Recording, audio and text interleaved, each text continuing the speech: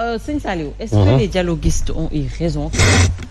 Parce que si on voit ce qui s'est passé, mën nañ leen wax ne que ils ont eu en quelque sorte raison. D'autre part, cette déclaration de Ousmane Sonko également ñu bëri ñu ngi koy ŋàññ ne que en tant que leader politique peut-être amaana yenn wax yi warul woon di waxee noonu. Comme par exemple. Par rapport ak bi muy wax ne que su bokkul ces élections yi ça va installer le chaos au Sénégal. Vous êtes d'accord avec lui? Bon bala may tontu ci loolu Omar laa bëgg a leeralal tuuti rek c'est-à-dire da nga wax lu am solo léegi état de droit xam nga état de droit moo di décision de justice bi may appliquer ci A dama koy appliquer ci B ba Z. Oui. C'est-à-dire la justice n'a pas de couleur. Et c'est dommage fii yàgg naa ko fa wax état de droit moomul Sénégal c'est-à-dire état de droit boo moom Sénégal tey la majeure partie des gens qui sont aujourd'hui à Rebeuss détenus yooyu duñ fa nekk. tey je te dis quels sont les gens qui se sont prononcés ici fii wax fi loo ay njombe fii ci plateau bi fii am na nit ku toogoon fii wax fi njombe ba léegi mi ngi plastronné ci dëkk bi di dox bu dégg bëccëg. alors qu'il y a des gens qui ont dit moins que ça aujourd'hui qui depuis 5 mois ils sont aujourd'hui à Rebeuss. Oui, c'est vrai. Ça c'est vrai. mais moo tax état de droit aussi bu leen ko analyser sous le prisme simplement de Sonko xam nga problème sénégalais yi c'est-à-dire bu ngeen ko bëggee jël uniquement sous Sonko que Sonko bàyyi ko bàyyi na dem prison pour man loolu j'ai dit que c'est mineur. Mais tu es d'accord qu'il faut bien qu'il aille en prison? Non, je suis pas le juge Aïssatou. Et puis aussi c'est pour man non l'autorité d'une chose jugée. dañ ko war a respecter ci réew mi. Il y a une décision. Il y a une décision mais il faut d'abord reconnaître justice. D'accord mais loolu amagul décision de justice. non dafa ndànk rek. boo xam ne dañ ko war a respecter. non autorité il parle de l'autorité de la chose. non je te parle non loolu mooy suite bi rek. suite la waaw moom laa la wax mais excès bu pour le moment nii. waaw moom laa la wax. C'est ça. non il y a une décision. mais laaj ko moom lu ko yóbbu Aïssatou lan moo ko yóbbu la décision de justice la décision de justice da am na ñu ko yàlla jagleel Oui. ñoom ñi ko war a def ils n'ont qu'à aller exécuter ça wax ji jeex waaw loolu c'est-à-dire xam nga problème bi mu dama ne ñoom ñoo tapet. loolu nañu exécuté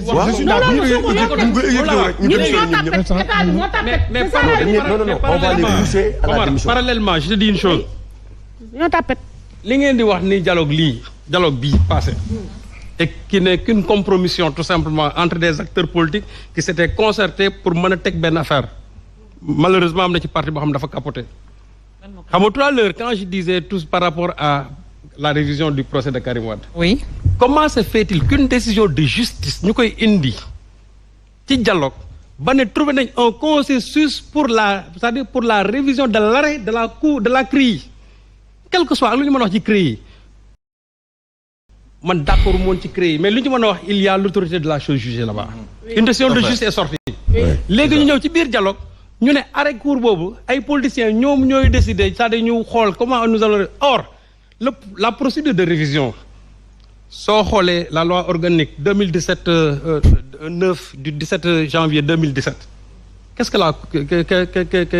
que comment dire la loi dit nee na pour ñu def révision il faut au moins 4 conditions mais 4 conditions yi amul benn boo xamante ni tey am na pour ñu war a mën a réviser comme que les 4 conditions yooyu amul maintenant sont des politiciens entre eux qui vont se concerter pour dire que nous allons réviser c'est-à-dire en fait voilà le problème moo tax j'ai été prudent bu ma jël cette partie là indaale ko moo tax tey boo dee wax nga ay décision de justice lu gën a fragile justice mi ngi nii benn déjà te loolu ci dialogue bi compromission yi passé ci la bokk moo tax ma ne c'est-à-dire lu ñu war a bàyyi mooy la justice à géométrie variable parce que tey boo ko defee pour Karim Wade c'est-à-dire que demain il faut l'appliquer pour X il faut l'appliquer pour Y ou bien doo ko def pour Karim ou bien doo ko def pour Sonko doo ko def pour kenn loolu mooy justice aussi mais quand les gens sont allés là-bas toutes les décisions qu'ils ont prises c'est-à-dire c'est par rapport tout simplement au faciès c'est-à-dire ku ci nekk boo fa ñëwee ñu cër la parce que ñëw nga ñu cër la parce que ñëw nga ñu cër la parce que ñëw nga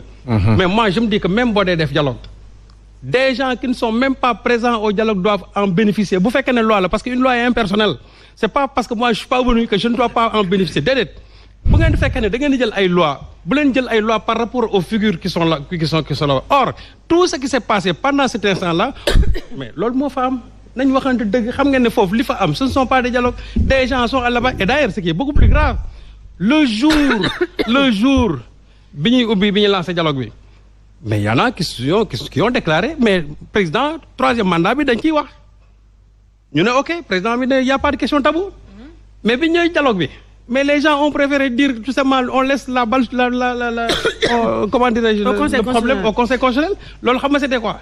C'était tout simplement que ñun nous dérobons par rapport à ce que nous avons dit dès le départ. Et vous voyez ce qui est li ci am. Ils en ont parlé, ils n'ont pas réussi à trouver de consensus. moom la non c'est pas un problème de consensus. et c'est ça qui est grave gis nga tey nee naa leen problème mu dialogue boobu c'est-à-dire loolu ñuy wax dialogue ce n'était pas en réalité un dialogue.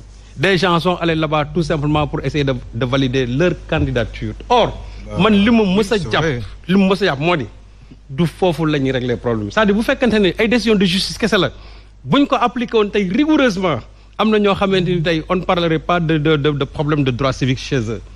Donc dialogue boobu mënul régler loolu et ce qui est grave mooy décision de révision de la procédure de révision de l'arrêt de la CREI loolu ñu koy décider ci ay dialogue mais ça veut dire que man moo tax man su may toog ba caag l'union des magistrats du Sénégal quand j'entends vraiment leur mutisme dama daf may poser problème parce que en France quand des hommes politiques bu ñuy prononcer ci yenn yi les syndicats de la magistrature dañuy jóg taxaw carrément wax ni les politiques là ñun newuñu fi pour yéen di régler seen i problème. lan nga bëggoon ñu def. non c'est-à-dire lii par exemple lii tey de Karim Wade et de Khalifa Ababacar Sall. parce que c'était une demande sociale que ñoom ñu bokk ci élection yi.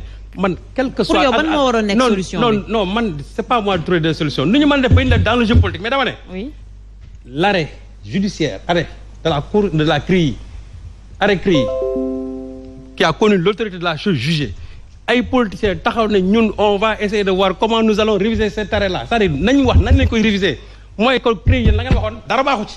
d'accord. alors que les conditions yi ma la léegi par rapport à la loi organique bi wax comment on doit entamer une procédure de révision loolu aucune condition aujourd'hui n'est remplie pour que ñu mën a dem vers une procédure de révision loolu lay wax Omar loolu mooy état de droit c'est-à-dire bu fekkee état de droit dama koy wax ci kii wax ko ci kee mais réew mi état de droit moo fi amut wax naa leen mais chaque fois ñi nga xamante ne ñoo féete du côté du pouvoir ñoom lu leen neex ci dëkk bi mën nañ ko def kenn du leen jàpp kenn du leen xoxatal kenn du leen wax dara mais une fois que tu es dans l'opposition ou bien une fois que tu es soupçonné et appartenir à l'opposition c'est-à-dire boo xoolee nii sax atteinte à la sûreté de l'État et c'est ça l'état de droit ça c'est pas l'état de droit moo tax ma ne Omar il ne faut pas jouer avec les mots là gis nga dëkk bii suñu bëggee mu normal oui justice bu ñu koy appliquer qu'on l'applique pour à tout le monde sans regarder son appartenance politique sans regarder sa proximité avec le président de la République parce que warul am 2 poids 2 mesures non 2 poids 2 mesures moom warul am dans une république warul ci am donc affaire Ousmane Sonko yi ñuy wax man gis nga j'ai dit que le problème même dépasse largement Ousmane Sonko il est dans la communication politique Ousmane Sonko su ko neexee mu taxaw mu ne dëkk bi dans le chaos Ousmane Sonko taxawoon na fii daan ne su ma kiiwul comment dire élection législative du fi am élection législative am na fi il est dans sa communication politique. dans son rôle. non moom laa la il est dans sa communication politique comme les autres ñeneen ñi aussi Abdoulaye danaan taxaw fii wax ci ne lu ne bu xëyee dem ànd comment dire négocier ak Diouf. ils sont dans leur rôle. mais loolu mën leen ko nangul. d'accord su leen neexee nag ñoom ñu procéder ci noonu mais li ma ci wax daal moo di dëkk bi bu fekkente ne dañ ne président bi actuellement teg na tànku jàmm c'est bien loolu bu leen neexee applaudir leen mais nañ jàpp ne lui c'est le garant de la sécurité nationale et tout à l'heure président da nga wax ne Ousmane Sonko war na xoolaat bu baax sa communication c'est vrai mais parallèlement aussi ki nga xam ne moo jiite réew mi am na noo xam ni war nay xoolaat bu baax ñoom ñaar parce que quand j'entends le président de la République buy wax même concernant Sonko sax président mënul taxaw sax wax ba tudd Ousmane Sonko. c'est un problème mais Sonko nag. mais chaque fois mu ne Macky Sall. Sonko voilà xam nga mais président de la République. non xam nga ba léegi gis nga Aïssatou les postures ne sont pas les mêmes. pourquoi Ousmane Sonko c'est un opposant. Macky Sall c'est le président de la République du Sénégal. mais pourquoi l'opposant ne respecte pas les non dama ne quand par exemple Macky Sall buy wax souvent même parlant de l'opposition da ngay dégg sax bu wax ay F gen mu ne ay F xawma lan F xawma lan c'est-à-dire un président ne doit pas s'exprimer ainsi man su fekkee ne da ngay taxaw mu ne un opposant da nga naan Ousmane Sonko l'opposant Ousmane Sonko ñëpp xam ne yow mu ngay wax mais président bi pour mu tudd pour Ousmane Sonko sax c'est tout à fait un problème or lui c'est le président de la République. il est parce que bëggul personnaliser le débat. non il ne personnalise pas c'est-à-dire lui il doit être au-delà des contingences partisanes là où man souvent je suis pas d'accord avec le président Macky Sall c'est que Macky Sall buy wax il se met dans la posture tout simplement d'un opposant keroog da ngay dégg mu naan woy ñoom sax affaire ay parrainage yi ay parrainage yi bu ñu leen kii duñ ci génn mais un président doit s'exprimer ainsi alors que yow c'est toi qui dois arbitrer le jeu électoral yow yaa ko war a arbitrer ngay wax comme si c'est le chef de Benno Bokk Yaakaar qui est en train de parler il doit s'élever Omar au-delà de tout ça c'est-à-dire grandeur bi nag pour man man Serigne yenn saa dama comprendre dama ne grandeur bi ces temps-ci d'accord sur tous les débats il va parler de l'arrêt de la CREI. Non, parce que c'est ça qui l'arrange. Non, c'est pas ça qui il a combattu la CREI. Oui. Durant tout son temps aujourd'hui il parle de l'arrêt de la CREI. Mais pourtant il va parler encore de l'arrêt de la CREI. Très bien. Alors que le combat contre la CREI, cette juridiction d'exception a été combattue par même Alioune Tine. Même Alioune Tine l'a combattu. Très bien. Alors, et le comité des droits de l'homme a exigé à l'État du Sénégal de réviser le procès de Karim Wade. Man suñ ma toppoon xam nga loolu. suñ ma toppoon on ne parlerait même pas de la révision de ça. Parce que j'ai tu as soutenu tous ici qui n'ont pas perdu leurs droits civiques. que Karim et Khalifa n'ont jamais perdu leurs droits civiques. Tu l'as toujours compte tenu dit. de l'article 34 du code pénal. Toujours je l'ai soutenu ici. Et je l'ai argumenté et j'ai convoqué d'autres magistrats qui ont dit la même chose. Donc xam nga man fu ma taxaw loolu dama ko mës a soutenir. Mais donc sur quoi vous allez parler du deal? Non. Alors, le deal là c'était quoi? Parce que on voulait que Karim Wade et Khalifa soient candidats. mais non. loolu moo tax nga wax deal. Non, bien sûr. waaw ana deal bi kon. Bien sûr. ana deal bi. Mais quand on parle de la révision de l'arrêt de la CREI, loolu c'est un problème. ñëwaat na tu as vu Antoine. Il parle encore de l'arrêt de la CREI. C'est ça foofu la koy jàpp. C'est ça son os de Morlam. C'est ça son os de Morlam. Il va parler de ça tous les jours. Mais aujourd'hui d'accord Serigne. yow am nga loo bëgg nen. D'accord, yow Serigne am nga loo bëggoon. am nga loo bëggoon. mooy Karim ak Khalifa. bokk ça a été une bokk. waaw d'accord. nee nañ même assemblée nationale bu ñu amee majorité.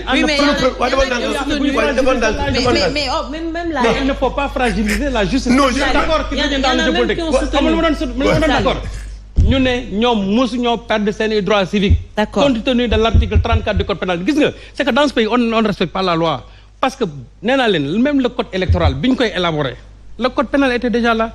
Or dañu wax ne chaque fois bu fekkee ne nit da nga war a perdre ses droits civiques. Alors soit le juge le prononce pendant le procès ou bien ñu wax ne y a une disposition expresse de la loi boo xam ne moom mooy prévoir loolu. Or dans les deux cas de figure ni le juge n'a prononcé la perte des droits civiques de Karim Wade il y a aucune disposition expresse de la loi sur la CREI qui prévoit la déchéance des droits civiques. Très bien.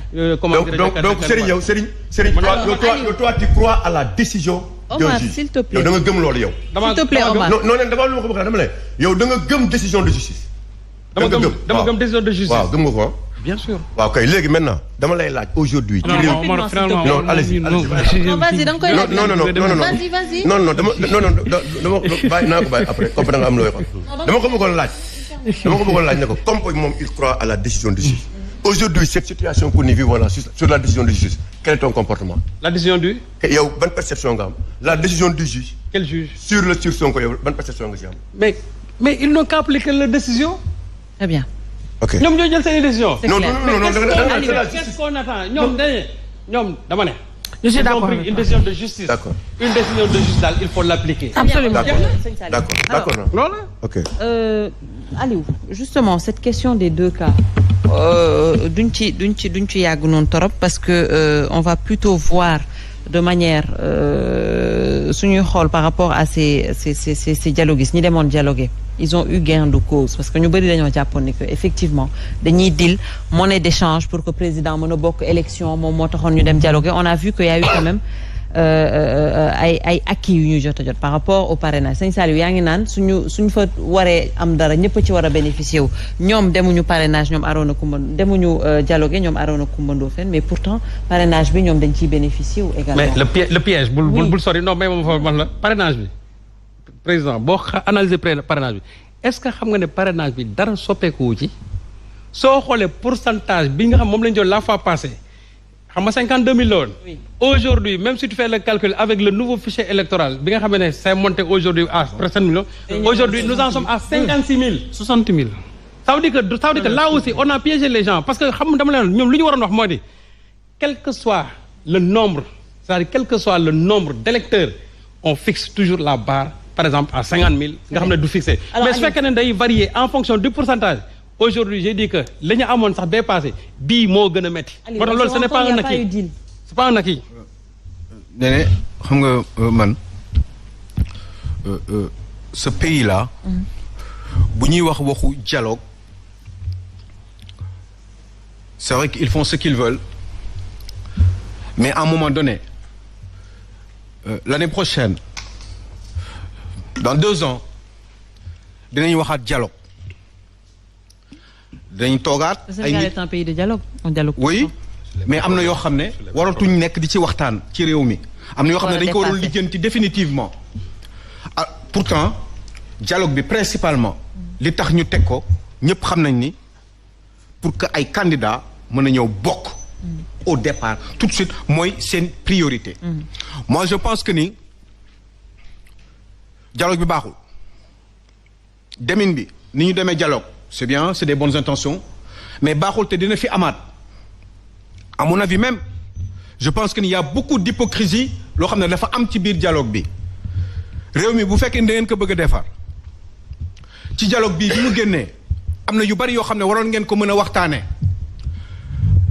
duwul affaire u mandat kese affaire u république la Sénégal la constitution elle n'est pas bonne boo demee ci exécutif bi xam nañ li fa xew baaxul président de la république dafa am doole dañu war a wàññi doole président de la république président de la république waratul tout le temps et à tout moment muy nommer aux emplois civils et militaires di contrôler réew mi di contrôler décret yi dafa war a am un système de aller-retour yoo xam ne dafa war a am mu koy partager ak assemblée nationale avec une quelconque commission les détails mënoon nañ ci dugg mais ñu xoolaat ko waxtaan ci parce que Sénégal président dafa am doole ñu ne léegi président dañ koy jox xaalis bu bari exemple ci dialogue bi dañ ci waroon wax man ma nekkoon ci rek ñu ne ma yow lan nga ci xalaat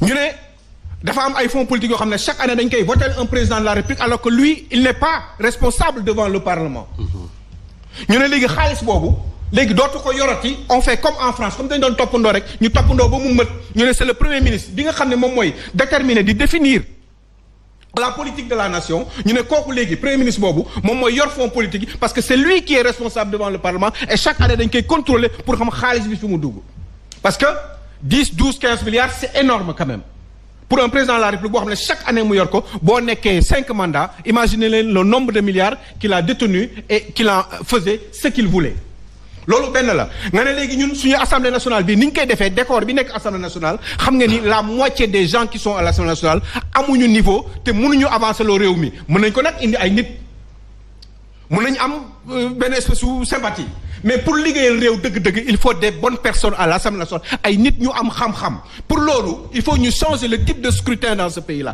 nan la ñuy falee député loolu daf ko waroon di waxtaane ci biir dialogue bi j'ai une idée man pour man Sénégal dañu war a diviser Sénégal en 165 députés la nañu diviser Sénégal en 165 circonscriptions électorales moom un système à 2 tours ku gagné ñu xam ko képp koo xam ne mën nga nekk mën nga yeewu suba teel yow nee naa nga ne man sama gox bii circonscription électorale la dama ciy bokk tant que je bénéficie de mes droits civiques nga dem déposer say kayit boo nekkee député yow yaay dem assemblée nationale pour mu bañ a amati doole bi nga xam ne moom le président di am au dernier moment à la dernière seconde le président Macky Sall a dit à Mimi Touré non du yow loolu waratul am ci réew te loolu pour dindi ko il faut que ñu changer le mode de scrutin dans ce pays là amul ci dialogue national ngeen dem ci une séparation des pouvoirs bi nga xam ne moom moo waroon am entre le pouvoir exécutif et le pouvoir exécutif et le pouvoir judiciaire nga ne loolu nan lañ ciy waxtaanee nga ne il faut une séparation des pouvoirs nga ne ban façon séparation des pouvoirs nga bëgg nga ne il nous faut une séparation véritablement rigide des pouvoirs maanaam séparation bu leer nañ nga xam ne président bi dootul mënati dara su ministre de la justice sax la ngay changé le mot ministère de la justice yooyu mën nañ dugg ci détail ñu joxe ci xalaat ñu ne léegi loolu nan lañ ciy waxtaanee ci biir dialogue bi amu ci ñu ne léegi pour loolu am ci réew équilibre boobu il faut que mu am parce que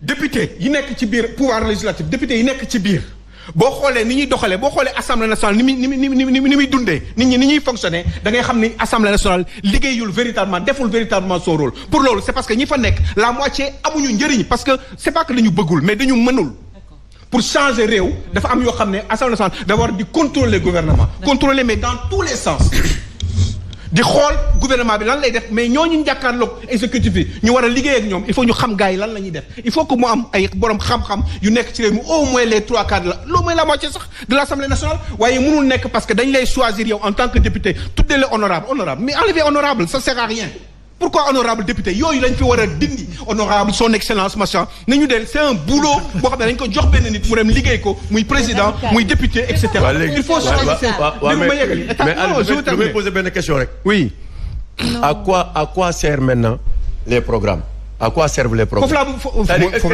lay daanele dialogue moo koy réglé non xam nga non mais non du waroon normalement dialogue bi amul sens xam nga lu tax Omar xam nga lan la ñu waroon def mooy gars yi bëgg nekk président de la république bëgg jiite réew bëgg changer mbir yi ak doole président bi ñoom ñu ñëw ñu tegal ñu un programme solide boo xam ne dafay leer naññ te programme non loolu amul fii loolu am xam nga lu tax je vous assure non dégg leen loo xanaa non Omar ma ne lan ci juróom-benni weer yi vous allez voir Sénégalais dinañu voter ku leen neex te duñu xam dara ci seen programme yi parce que mbir mi non seulement niveau bi baaxul trop pardon mais c'est comme ça c'est le Sénégal mbir mi c'est écrit en français duñu am temps pour expliquer Sénégalais exactement lan la ñu bëgg ci député justice nan la war a doxee institution yi nan la war a doxee pourquoi lan mooy état de droit nga wax ko nit ci olof ba pare état de droit boobu nan nga koy lijjantee est-ce que ku ma am ndey ak ku ma amul ndey mbir yooyu noo koy lijjantee ba loolu dootu fi amati ci réew mi président du ko mën a def premier ministre du ko mën a def ministre de la justice du ko mën a def il faut que yooyu ñu organiser ko waxanteeg loolu ci réew mi nee ne je t'assure d'une chose si juróom-benni weer loolu bu ñëwee bu amee fii nee leen ma tuug xaj du am parce que xam lu tax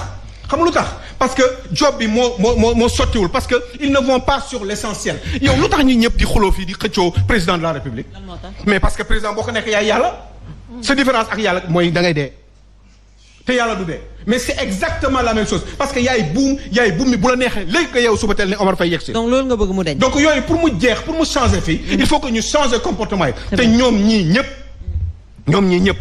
ñoom benn lañu parce que dil yi ngay gis ñuy def nii yëpp c'est pour nekkaat ay président jiite am ay confort de vie d'accord donc ces gens-là man sama xalaat man mooy il faut tous les balayer parce que xam nga lu tax il faut les balayer sama xalaat nag faites ce que vous voulez ça ne m'empêchera pas de vivre ou d'aller où je veux dans le monde mais je vous dis juste une chose loolu boo ne ko deful da ngeen di sonal seen bopp parce que képp ku ñëw say nit ngay ñëwaale indaale y a de la clientèle politique tey mbir yi bu jaaroon yoon dëgg Ousmane Sonko du liggéey ak Habib Sy tey mbir yi bu jaaroon dëgg laa ko yoon bu jaaroon dëgg ay changement profond mën a am Ousmane Sonko laa ko bi nga xam ne am nañ yaakaar ci moom état d'esprit baax na waaye mënul liggéey loolu mu wax noonu mënu koo def ci réew mi parce que il faut nga jëflante ak Habib Sy boo nekkee président de la République il faut nga déglu ma rek ma yeggali si xam nga non parce que xam lu tax mais Habib Sy moo doon xeex troisième mandat pour Abdoulaye Wade Habib Sy da doon xeex pour Abdoulaye Wade am troisième mandat non dama ne Habib Sy mais tu peux dire la même chose du côté du pouvoir aussi non sama nekk dama wax man xam mooy li change la bëgg xam nga lan juste que je termine non je vais terminer il termine là il avait fini changement profond pour mu mën a am na ñoo xam ne on peut pas faire du vieux avec du neuf c'est pas possible am na yoo xam ne boo ko bëggee def da nga koy def parce que xoolal jaarale ko yoon di wax dëgg de manière radicale mais xam nga lu tax radical gentil mais diplomatique da ngay def mbir mi mais nga wax li ngay wax ak Sénégalais yi waaye dil yi ni mu amee ci ay ñoom Macky Sall ni noonu la amee ci opposition bi parce que képp ku ñëw mais xoolal ñi nekkoon ci nguuru Macky Sall tey ñëw ni ñuy lëkkaloo ak Ousmane Sonko mais ñooñu nan lañu nar a liggéeyee un jour ëllëg yow sëñ Saliou bu ñu nar a toog pour job nan la ñuy jobee c'est impossible parce que vous pensez que vous êtes président de la République c'est vrai que vous avez tous les décrets mais vous pensez que vous pouvez faire ce que vous voulez ñeen nga yaakaaroon ne Macky Sall mënoon na def lu ko neex sans Moustapha Niasse nga yaakaar ne Macky Sall mënoon def lépp lu ko neex sans machin Sène là nu mu tudd Ibrahima Sène bu PIT nga defee mënoon na ko def sans ñoom Massène Niang et cetera les anciens de Benno Siggil Sénégal vous pensez que c'est possible ça ne marche pas donc ce pays là pour ñu avancer il faut le faire de manière radicale ngeen di waxante dëgg te yàlla tax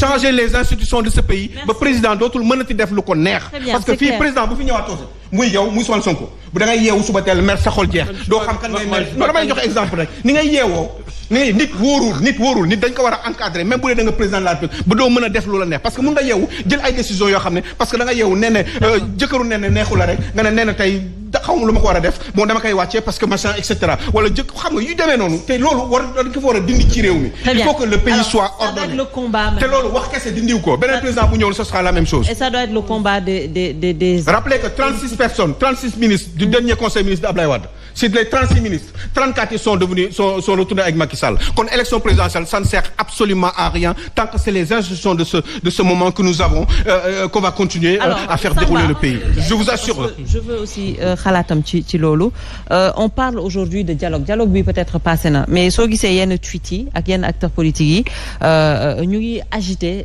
beneen dialogue boo xamante ne peut-être mën nañ ko am ak pouvoir et une opposition et l'opposition radicale pour ne pas parler de l'opposition douce. Est-ce qu'on peut s'attendre apparemment. Est-ce qu'on peut s'attendre, et merci Omar de nous avoir rappelé, et est-ce qu'on peut s'attendre aujourd'hui à un dialogue entre kii di Ousmane Sonko ak président de la République? Lui fait disait dans son œuvre, donc Voyage au bout de la nuit, que entre deux armées qui se battent, c'est une armée qui se brûle. Omar Faye léegi mu wax ne est-ce que da ngeen di bàyyi la rue remporter ko sur la justice wala la justice remporter ko sur xawma kan, mais personne ne l'emporte. Il y a un perdant et c'est le peuple sénégalais, et ce peuple-là c'est nous. Askan bi ñun la, mais ñun faluñu surga comme ni ko doon kii doon waxee, y a pas son excellence, y a pas son honorable, ay surga lañ. Que muy maire surga la. Sama papa Coumba Ndoffène mi daa bëgg nekk surga askan wi moo tax mu ne man candidat la. Suñ la tànnee surga kon amul lenn loo xam ne war nga ñu ko mën a def pour di ñu ko ree wala nga ñu koy soxore. Au contraire da nga war a liggéey pour ñun suñu compte. Kon y a pas de gagnant, mais il y a qu'un seul perdant et c'est le peuple sénégalais. Mais ce peuple sénégalais là dafa jël ay avenir am jël ay léppam dénk ko nit ne ko même pour la sécurité des biens et des personnes lépp yow lañ ko dénk lépp sa loxo la nekk. Et kooku moom moo fi taxoon mu ne am na ñoo xam ne leer na ma ne su ma doon laaloon tey dëkk bi day tàkk ma teg ci sama loxo bala nga xam ne kii pourtant lii bi mu commencé ñu bëri wax nañ ko waxati ko, et pourtant boobu noonu du fëkk to daara du kii tigga du toj. Mais finalement gis nga fi ñu ñëw tey et finalement ñu ne point de retour en arrière mooy dialogue bi ñuy wax nii. Et je l'ai dit aujourd'hui, man je prends un exemple boo xoolee autour du président Ousmane Sonko ñi nga xam ne waroon na ñëw mun a dem dialoguer dem waxtaan. Ku ci mel ni Bassirou Diomaye Faye, ku ci mel ni Fadilou Keita wala keneen ana ñu tey saa jàpp rap dem tëj ci kaso bi. Léegi kon après nooy dialoguer ak fooy dialoguer ak koy mun a waxal ak kan mooy doon interlocuteur, parce que foo gis dafa am ay interlocuteurs. Y avait des voix autorisées yoo xam ne waroon nañoo jóg pour waxtaan pour xool boo xam, parce que ñun li ñuy def yëpp réew mi moo ñu ñor. Mais tey bu fekkee ces voix autorisées là boo nee salaamaaleykum salaam ñu la maaleykum salaam fële nga koy wuy jee Rebeuss, mais foo jëm cet état là loolu la ñu war a bàyyi xam ne du c'est pas ça un état moom moo ñu war a mun a gouverner. Gouverner c'est humaniser, et humaniser c'est quoi? C'est que li la askan bi jox nga delloo leen ko, xam ne askan bi peut-être ñoom ci seen bëgg-bëgg seen gis-gis ñoo la tànn. Si aujourd'hui je prends